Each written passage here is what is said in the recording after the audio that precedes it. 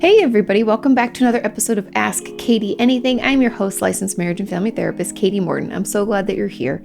Today's episode is going to focus a lot on trauma and abuse. We're going to discuss child-on-child abuse and if being an abuser when we were younger means that we will abuse others as we get older.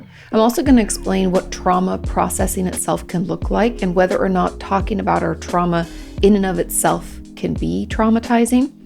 And finally, I'll discuss reparenting, what that can look like, why we can want to push our therapist away sometimes, and how we can process all that we've been through. Without further ado, let's jump into question number 1. This question says, "Hi, Kati. I'm wondering if a child who abuses other children will become an adult who abuses children. I ask because my brother, 5 years my senior, molested me from the time that I can remember up until about age 5 when his friend took over. He has since moved far away, we're adults now, but has access to young children. I worry about the safety of those children. Could he really still be abusing children so many years later?" It's a great question. It got a lot of thumbs ups, and I think there are a couple pieces here. First, I want to acknowledge the fact that we can be abused as children, and that does not mean we're going to abuse others as we get older. I feel like that's an important distinction to make. We often think that, hurt people hurt people. In some areas, yes, that is true. But in this, when they've done research, when we've been abused as children specifically, the likelihood of us becoming an abuser is not that great. The percentage I want to say was like 11% of boys and like 4% of women or girls. So the likelihood is not 100%. It's not even 50%. It's not even anywhere close to that. And so I want to make that distinction first, that just because we've been abused as kids does not mean that we will turn into an abuser, okay? That being said, if a child was already abusing someone when they were little, like your brother, 5 years your senior, was molesting you, chances are that he is still doing it.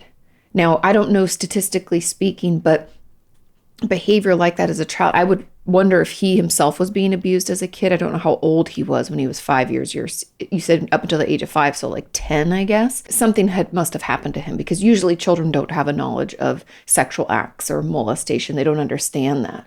And so he'd either seen something or witnessed something himself. I'm not saying that to condone behavior. What he did was not okay and it was very wrong. However, chances are if he hasn't gotten help, if he hasn't gotten into therapy, hasn't processed whatever did occur to him, it is likely that he is abusing people still, children possibly. And it's not necessarily, I can't say with 100% certainty anything like that. But I would tell you that the likelihood is higher because once we are abusing, chances are we will continue unless we get some help for that. And so, you can always call like Child Protective Services to do a check. They can do like a wellness check on the children. You can do things like that to look into it, to ensure their safety. Hopefully he has gotten help and he is not doing this any longer because he's grown out of it in some ways, meaning like through therapeutic work and also realizing maybe if he had his own children, like how wrong what happened to him was. Sometimes there can be this shift that way where there's this realization that, oh my God, that was so inappropriate. Let's hope he's had some of those things happen along the way. But there's nothing to say that you can't, check in on that. If you have family members in the area too that know him, you can see how he's doing. I don't know if you even want to really know, but yeah, he could still be doing it.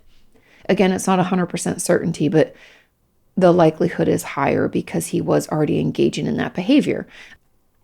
Obviously, there's no way to tell with it, like I said, with 100% certainty, but chances are high. Okay. Moving on to question number 2, this question says, "Hi, Kati, could you talk a bit about child-on-child sexual abuse? When is it considered normal child exploration and when is it abuse? And is 4 years old too young for it to be considered abuse? When I was about 4 years old, a boy in my class who used to bully and tease me sometimes, also 4, touched me. I won't go into the details. He somehow convinced me to let him and I reluctantly agreed to go along with it. He seemed to do it out of curiosity, no other intent, but there was definitely not a mutual interest in doing that. I didn't touch him at all. I was not happy about what happened, and I remember telling the teacher what happened and he got put into the naughty corner.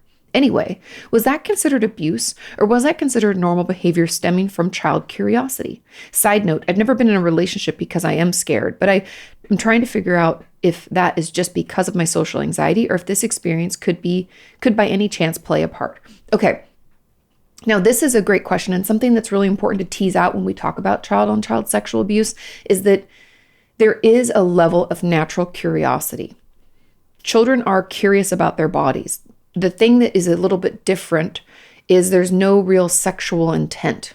It's more just, what is this? How does this work? Do you go pee out of here? Things like that. Almost like just with their level of understanding of their own bodies, they're curious about a body that looks different than theirs. And wanting to see it or touch it doesn't necessarily mean that it's abuse. I don't want anybody to feel shamed for having that, like, I show you yours, you show me mine kind of thing as a kid, because a lot of that is a natural part of our development, and that's natural child curiosity. Now, the fact that he touched you and you said it didn't seem, there was no other intent. My guess is that that was natural curiosity on his part, okay? Now, this is an important piece to tease out. I do not believe that what he was doing, based on what you've told me, and I know you didn't go into details, but based on the information I have, I would say that what he did wasn't abusive. However, that doesn't mean that it wasn't experienced that way by you. I know that can be hard for us to kind of understand or separate, but intent doesn't always match up with the experience of the person going through it.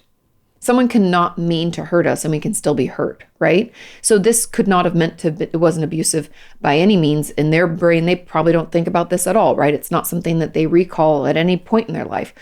No big deal. But that doesn't mean that we can't feel differently.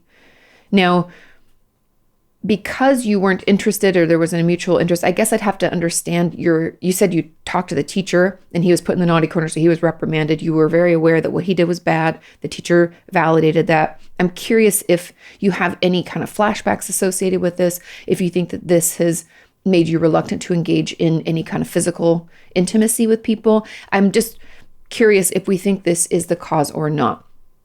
Because just from the information that I have, this could be a thing that you're like, I didn't like that and that was weird, but it was okay. We moved through it. But it sounds like there's something more here. So that's why I'm saying that, like, just because I don't think his intent was abusive, I think it was just natural curiosity. That doesn't mean that we didn't experience it another way. I'm also curious if you had other instances in your life growing up when things like this happened. But that's really the truth about it. And child-on-child sexual abuse is something we don't talk about enough, to be truthful, because I think there's a lot of shame and blame and, guilt associated with it. And people you don't want a child who's been abused, who's now abusing others, to feel bad about, it's like doubling down on the shame and doubling down on the abuse. However, it's important to remember that the knowledge of sex can give someone more power. So even if we're the same age, you said he's also 4. I know this is not what happened in this question based on what we know. But if that other 4-year-old, even though we're the same age, this other 4-year-old knew more about sex and was, acting out sexual acts with us, that knowledge of sex gives them the upper hand, or it changes the power dynamic in the relationship between us. And so that's what makes us the victim, even if they're even younger than us. That can also give them more power, more quote unquote maturity, that more experience that we can think that they have. I don't want to downplay the fact that we can be abused by someone younger or the same age or even older than us. I know that tends to be what people talk about more. Maybe it's more common for someone to be older than us, but I want you to know that abuse can happen same ages or younger. And it's their knowledge of sex that gives them power over us in that situation, because we frankly just don't even know. And I'm glad you spoke up. I'm glad the teacher did something about it. I guess I would just have more follow-ups about your experience with this scenario as things moved forward. So in class, did you find yourself avoiding this person, or did you not have that hypervigilance or PTSD-like response? Were we really scared, or was it this wasn't right? We'd have to kind of gauge how you responded and reacted to it, because remember, trauma and abuse, they occur, trauma itself occurs when whatever happens to us is too much for us, our brain and body, to process, and we worry about our own safety or the safety of someone we care about, right? That doesn't always develop into PTSD. And abuse, remember, is treating someone improperly, on purpose. Abuse always has this flavor of, like we're treating someone with cruelty, we're treating someone violently, we're treating someone poorly in a way to hurt them. And think of like, even like if I abuse an item, it's like I'm overusing it, right? I'm using it inappropriately in a hurtful, harmful way. I always think of, it's best to remember that abuse is that it's like there is some intent there. There is some knowledge of what we're doing, and we're doing it to hurt somebody else. Before I even went to, was it right before undergrad? I think it was before undergrad. I worked as an intern at this family clinic, and it was a therapeutic clinic, and my supervisor, loved her. She would talk about, we had a ton of different lessons with parents and kids. And the thing about it is that the children who would abuse other kids did it almost as a way to pass on their pain. Not because they had like knowledge, oh, I'm passing on my pain. There was no awareness of this, but because they themselves had been hurt, they, in some subconscious way, wanted to like hurt others too. And so keeping that in mind when we talk about abuse, there is this intent to harm, whether we want to maybe recognize it or not. And in this question, I just don't think that that is there. But that doesn't mean that it couldn't have been experienced that way by you. I hope this all makes sense. And then the last little piece of this question, where the person asks, trying to figure out if because they haven't been in a relationship, because they're scared, is that part of social anxiety, or is it potentially by something like this? I guess I'd have some questions about your thought process when it comes to being in a relationship. And if we think that being in a relationship is going to mean that they're going to get to know us and not like us, we're going to be in a situation we can't get out of it, they're going to think we're stupid or lame. Those are all kind of anxious type, like social anxiety type of thoughts. Or is it having someone touch me intimately or want to get close to me feels unsafe? I feel like I have to go out of body if someone wants to get that close to me. It just doesn't feel like a thing that I'm okay doing. Yeah. You could even have thoughts that like, if I put myself in that position, then I'm going to be in danger. I know I said safety, but sometimes in danger can be like a way that we feel and we don't realize we're like hyper vigilant. Those are more of like a trauma/PTSD like response. Are we avoiding it because it reminds us of our past, like past experiences we've had? Those can all kind of be more of the PTSD type, but you'd have to tease that out for yourself to figure out where it's coming from. And it could be both also. Let's move on to question number 3. It says, hey, Katie, can you talk about trauma and processing it? Why do I feel like I have to talk about events in therapy more than once? I already talked about it. Why can't it just be a one and done? I shared it once. Isn't that enough? This is a great question. And if you feel like you need to, you said have to. So I don't know if a therapist is telling you have to keep talking it through. That is only one style of trauma processing known as talk therapy.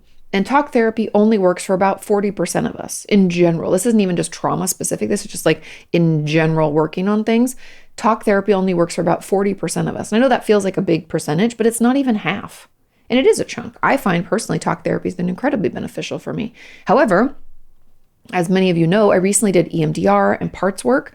Oh, that took me to a whole nother level. So talk therapy worked for a part of it, but it didn't really get me to the place I needed to go until I did these other, we call them modalities, but it's essentially like other treatment types. Okay. So back to this question. If you feel it's helpful for you to keep talking it through, then keep talking it through. If you feel like, oh, I keep doing this and it's not getting any better, we might need to introduce another type of therapy, things like EMDR or somatic experiencing, or like I said, parts work or schema therapy is kind of another version of that. And parts work comes out of internal family systems or IFS. You might see that on therapist profiles. So we might need more than just talk therapy. There's also a piece, and there was a comment below this about the fact that sometimes talking it through in and of itself can be traumatizing. And I do agree with that. For some of us, especially if a therapist makes us like kind of, and I'm using makes us, I don't really like that term. It's like if a therapist is pushing us to talk about it more quickly than we're ready, or maybe with more frequency than we're able, and we find ourselves dissociating or feeling overwhelmed. Like if we're moving too much too fast, that can be traumatizing. Not to mention if we're dissociating during trauma processing, we're not able to process. So it kind of like negates the whole effort we're putting in, right? It's like we're working against ourselves. And so when it comes to trauma and processing it, there are many ways to do it. Talking it out and talking it through in detail is just one of them. And yes, again, it is effective and it can be helpful, but more often than not, 60% of the time, we're going to need something else to help us process it through. And I named a bunch of different options. Let your therapist know if you feel like, hey, I'm just talking about this and it's not getting me anywhere. Do you offer things like somatic experiencing, EMDR, or schema therapy, internal family systems? Like, it's okay to ask them about that. Do you offer any of these things? 'Cause I'm looking for other alternatives. That can be really helpful too. So don't feel like you have to keep doing it.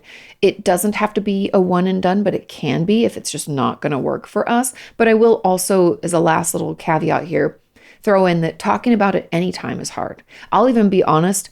I guess you could call it a trauma, but the loss of my grandma and papa in such short succession was really hard for me. And talking about it did make it worse at first and before it got better. But then we did EMDR, and I feel like it kind of got me through it without really feeling like I was totally falling apart. I don't know if that makes sense. EMDR is so fascinating, so interesting, but it's like it took me to the places that I maybe wouldn't have been able to go and keep talking. Because when you get really emotional, it's hard to keep talking. So it really got me.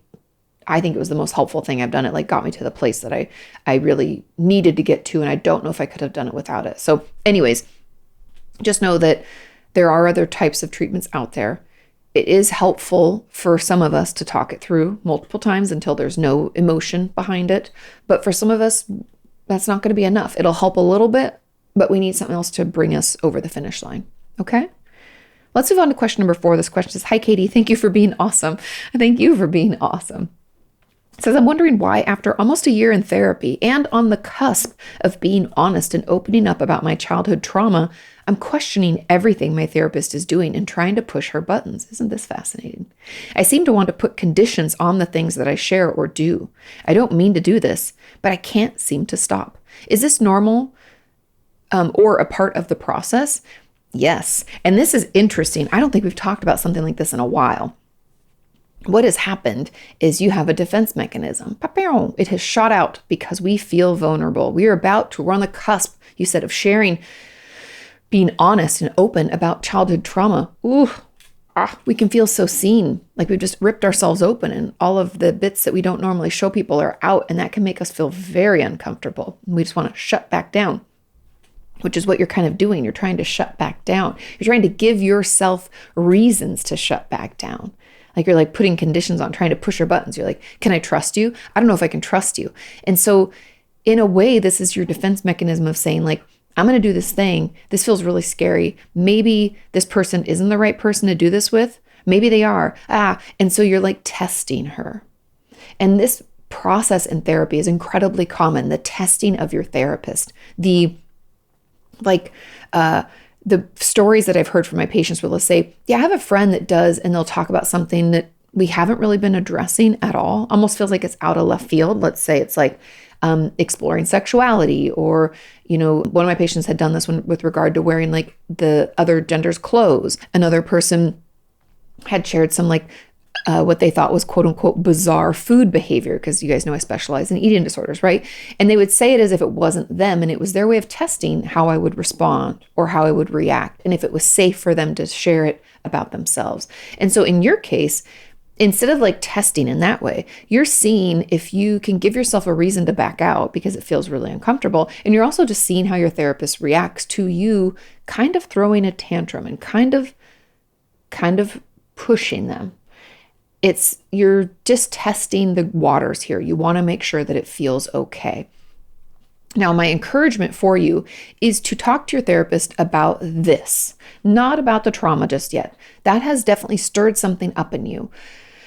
And I would want to dig into this. And when you say push her buttons, I'm like, does anything that I'm saying resonate? Do you feel like it is that you're testing to see if she's safe enough, if it's okay enough, if this is going to be a good person to share with? What's the goal of all of this? Is it that you want to push her away or make her get angry so that you don't have to share? Is it protective that way? I think there's a lot to kind of unpack here and talk about why this is coming up, where else maybe in your life this type of behavior has come up. Because I also find that my patients who struggle with this type of behavior with me also struggle in their close relationships, not just romantic, but even friendships, that when people start to get close and start to know more about them, they pufferfish. This is kind of like pufferfishing, sticking spines out. Like, I don't know if I can trust you. No, we kind of try to give ourselves a reason to cut and run, or we want to push people away to give ourselves some distance so we feel a little bit safer. And so my encouragement is really to bring this up in therapy and do even your own internal work about where you think it's coming from and what purpose you believe that it serves, because this is incredibly common. We all do it in one way or another, but the potential of sharing your childhood trauma has triggered this and has caused you to want to push her buttons and want you to put conditions on things. And we have to be curious, not judgmental, about that and what we think the pushing of the buttons and the conditions does for us. It's usually protective, but how so? What does it make you feel or think? Or what's your motivation behind it?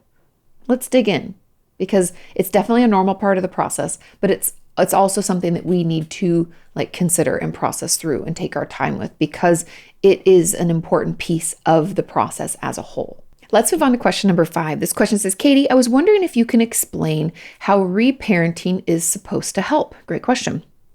I've done it a few times with my therapist or on my own, and it just feels like I'm shoving down my feelings and telling myself it's okay and I'm safe, when it's the opposite of what I'm feeling. Interesting. Although when others do it, it's helpful. It's just weird because I'm giving myself something that I should have gotten from others. Isn't the point of community to get those feel-good messages? How can I be my own parent? My parent wasn't the parent I needed, and I can't fill that void. I don't think one person or thing fills that void. I think it's multiple things and relationships. Anyway, I couldn't be my own parent as a kid. So how can I now be one as an adult? I don't know if that makes sense. It totally makes sense. This is a great question. We actually talked about this in my recent workshop. If you missed it, I had a workshop called Healing Childhood Emotional Neglect. You can check it out at katimorton.com. We just filmed it and did it live. Is probably be 2 weeks or 3 weeks from when you see this podcast, but it should be available. The recorded version is there. I talk a lot about reparenting, so this question is very timely. Now, reparenting isn't about telling ourselves or offering ourselves things that we don't believe and things that we don't want. Reparenting is about offering ourselves the messages and the consistency or the care that we didn't get. Meaning that when we feel, usually our attachment is affected, right? When we need reparenting, that means that our attachment is affected. So we might feel like we want to hold people really close and shove them into the void where our parent, mother or father, whoever, wasn't. Or it means we don't feel like we can trust people and we kind of want them close and then we push them away, right? The avoidant or disorganized attachment. So our attachment is always affected. Now, usually, when we find ourselves wanting to get outside validation or other people to help fill that void, or we say, I feel safer alone, the only way to heal that is to do this reparenting. And it's not just one action. It's not just one thing. It's in the people that we find, usually it's other adults, females or males, whoever kind of fits the role that we're trying to fill. They have consistency. They show care for us. We feel somewhat neutral or safe with them. Maybe they're kind of motherly or fatherly. And those are the reasons we select them. Now, the problem with us looking outward and saying, oh, these people are going to help me feel better, is that other people aren't consistent because they have their own lives and they have their own things going on. And so we can have these kinds of relationships with people where we want them to fill that void. And then when they don't show up for us, or they have to cancel last minute, or maybe they say something hurtful, right? No one's perfect. That can be incredibly wounding again. And it's almost like we're cutting into a wound that's already open. And so that is why reparenting is important, because we cannot count on other people 100% of the time for this work. Yes, people should be in our lives. And to this person's point, having relationships should support us. But the way reparenting works, I know it's a long-winded answer, I'm so sorry, but the way reparenting works is that we have to offer ourselves consistency, which sounds easy. And as I say it, you're like, well, I am consistent. No, do you consistently show up for yourself? These are keeping promises to yourself. These are taking the time for yourself when you need it. Are we putting effort into our own therapy and journaling? We got to do that. Then we also need to offer ourselves some kinds of like good mother, good father messages. And that means working on our self-talk. Reparenting isn't easy. No therapeutic work is easy. I wish it was. It's always so fucking hard and it's exhausting, right? But then we can offer ourselves some of those good messages like you're enough, or I see you, I hear you, you're important, I value you. Like these are messages that are really vital for us to hear from our parents. And when we have a parent that's not available or is abusive, we don't get those. So we have to change our self-talk. And then also there's this piece of what I would call more the behavioral components, meaning like, are you making yourself meals and feeding yourself? Are you giving yourself a shower or a bath regularly? And I know a lot of these are like, Kati, those are just like stupid, silly, everyday things. No, those are the important pieces of parent-child dynamics and relationships where a parent cares for the child, because we're not able to bathe ourselves until a certain age. We're not able to cook ourselves food until a certain age. And especially if we were neglected, we might have found ourselves trying to do those things way before we should have. And so we have to heal that wound of us feeling like we're not important, that we aren't valued. And so I know it sounds like, I can't give these things to myself because someone else was supposed to give them to me. Yes, someone else is supposed to give them to you, but you can still give them to yourself. And only then, when we give it to ourselves, can we ensure that it can be consistent, that it can be done with care, and at a pace that we can handle. Because other people aren't predictable like that. We can't expect that from them. Yes, we can expect them to be our support as we kind of talk through what we're doing. And they can, maybe even call us out if they're that close to a friend. They're like, you're doing that thing again. Or they can know that even if we push them away, we actually want them to lean in. We can have that kind of support. But when it comes to those good mother, good father messages, we have to offer those to ourselves. That consistency, keeping our promises to ourselves, showing up for ourselves, that's going to come from us, And then some of those like healing, mothering or fathering behaviors.